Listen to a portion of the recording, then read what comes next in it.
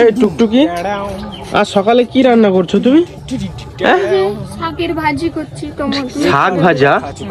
এটা কোন শাক? এটা তো শাক না, তো সেই ঘাসগুলো।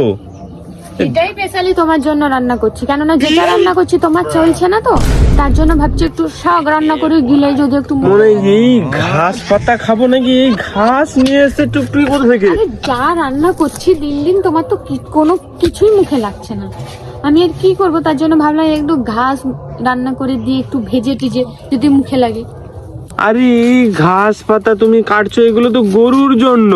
তুই তো একটা বড় গরু, তোকেও তো আমি গিলাবো, তোকে আমি এগুলো গিলাবো। আমি কি তোর জন্য এক্সট্রা রান্না করবো নাকি? হ্যাঁ, মানে এই দেখো টুকটুকি, তুই পালা এখান থেকে, মশা কামড়ে এদিকে এই হয়ে যাচ্ছে। তোর অনেক ভাগ্য বললাম আমি এইগুলো রান্না করছি।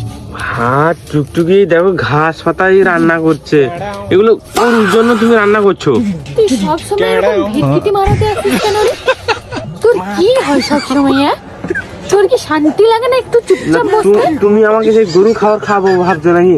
হ্যাঁ রে, এটাই গিলাবো তোকে। তুই কি ভাবছিস তোর জন্য আবার এক্সট্রা রান্না করবো সেই নাকি? গরুর খাবার কি মানুষের খাবার বানিয়ে দিয়েছে হ্যাঁ, টুকটুকি। এটাই এটা কি ঘাসের চচ্চড়ি করবো নাকি তুমি? এটাই তোর মুখে আমি ঠুসবো। তোমার কিন্তু চচ্চড়ি খবর আছে। ঠুসবো। তো এই ঘাস পাতায় তোকে গিলাবো।